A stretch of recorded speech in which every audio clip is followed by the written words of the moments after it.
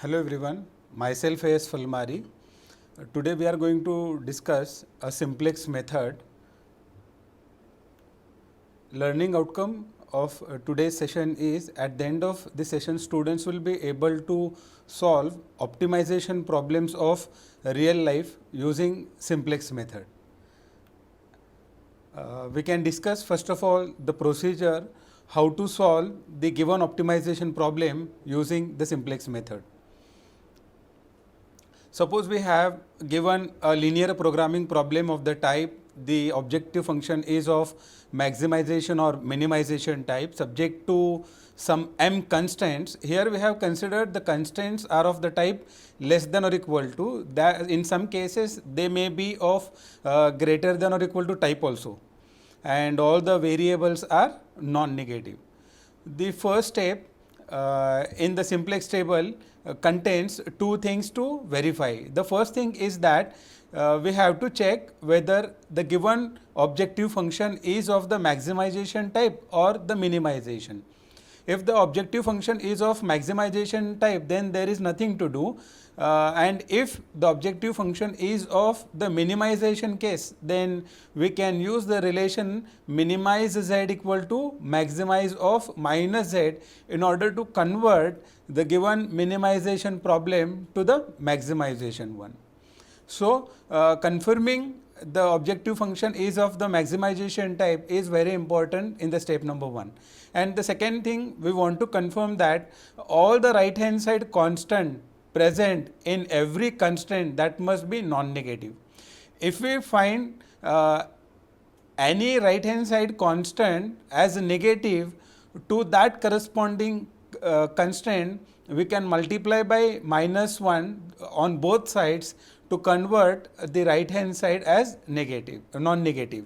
That is, we want all the BIs, that is the right hand side constants present in the constraint as the non-negative number.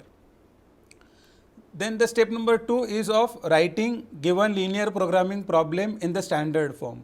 So, we know that the standard form contains the objective function is of maximization and all the constraints are expressed in terms of the equalities by introducing slack variables for less than or equal to type constraint and introducing surplus variables for the constraints of greater than or equal to type. Here we can see that the objective function already we have converted to the maximization if it is not given. If it is already, so there is no problem. And we have all the constraints as less than or equal to type, and we have in all m constraints. So, we can add the surplus variables of the form S1, S2 and so on up to Sm to convert all these inequalities to equalities. And then we know that their contribution in the objective function is nothing. So, we can represent them by writing 0 into S1 plus 0 into S2 and so on plus 0 into Sm. So, this is the standard form of our given linear programming problem.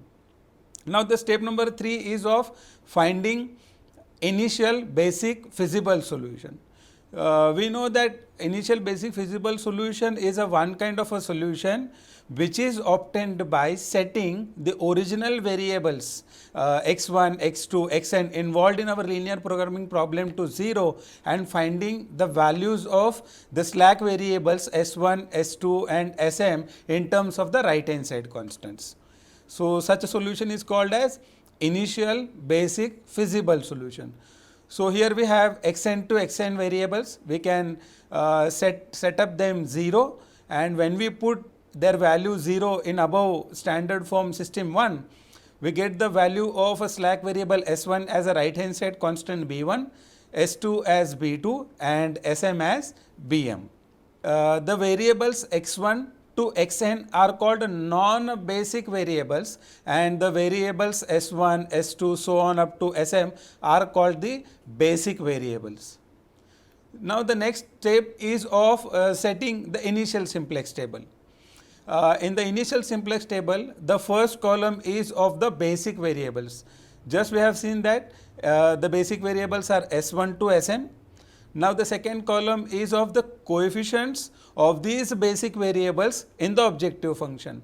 we know that these variables are nothing to contribute to the objective function and their coefficients is 0.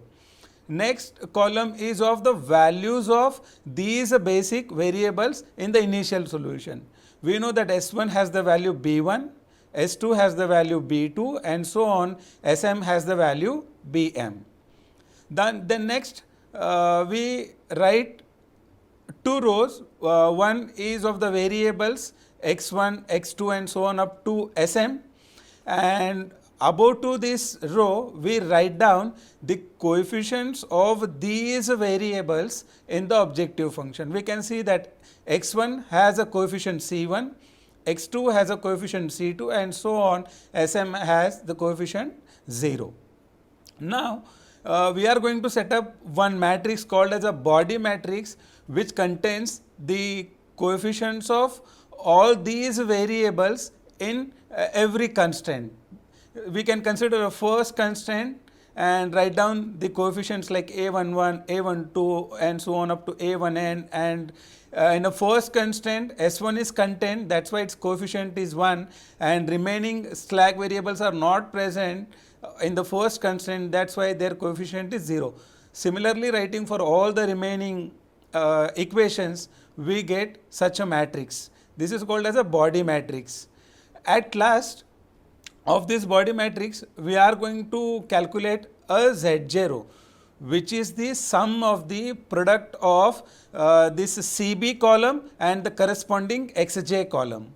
That is, if I want to write down this Z1 entry, I have to take the sum and product of the column CB and X1. To obtain this entry Z2, we have to take the product of CB column and X2 column, position wise multiplication and their addition, and you have to continue up to the last row. And at last row, we can calculate the net evaluations, which are denoted by delta j, which is the subtraction of coefficients of the variable in the objective function minus Zj. That is, a Cj minus Zj will be the net evaluation. This delta j entry will find out the incoming variable, and to obtain the outgoing variable, we are going to calculate a column of minimum ratio, which is the ratio of xb column and a key column. How to obtain that key column, we are going to discuss now in the examples. So this is what just I have explained. Zj is the sum of the product of a CB column and the Xj column, and this delta j will be the Cj minus Zj. One can use any notation, delta j, Vj or anything. Now once you set up the initial simplex table, now we have to test for the optimality. That is, we have to check whether we have reached to the optimal solution or not. There are two cases will arise. The case number one is all the delta j entries are less than or equal to 0, then whatever the initial basic feasible solution we are having, that will be the optimal solution. Then the second case will be not all the delta j's are having a negative or a 0 value. There may be some values present in the delta j row which are positive. If this case arises, the meaning is there is a scope for the improvement of the initial basic feasible solution, means that is not an optimal solution. If we are getting case 1, we can stop the process. If we are having case number 2, then we can move towards the next step. The step number 5, choosing incoming variable and the outgoing variable.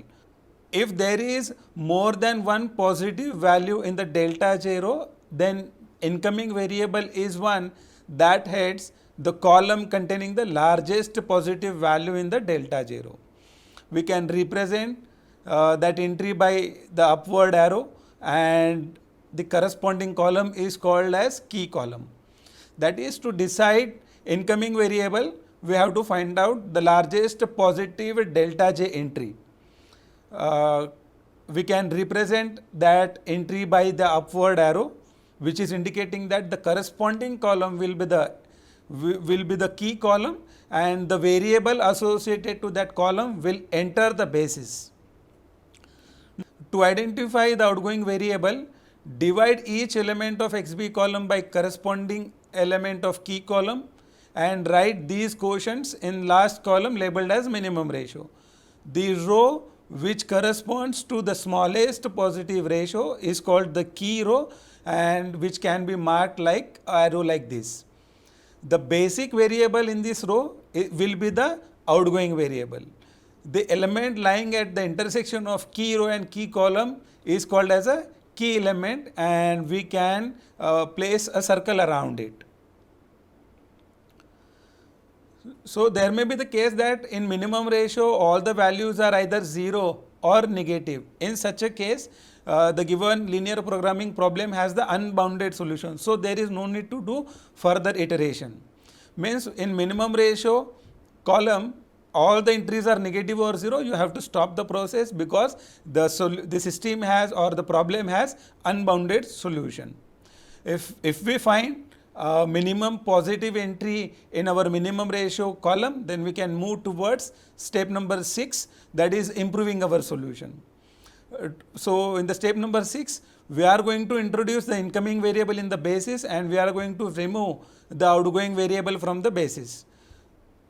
And then we are going to convert key element to unity and the elements lying above and below of that key element to 0 by using suitable row transformations. If we are getting all the delta j values as a negative or 0, then we can say that the corresponding solution will be the optimal. Again, if we are getting at least one positive delta j entry in that delta j row, the meaning is there is a scope again. Then again we can go to the step number 5 and repeat until all the delta j values will be either negative or 0.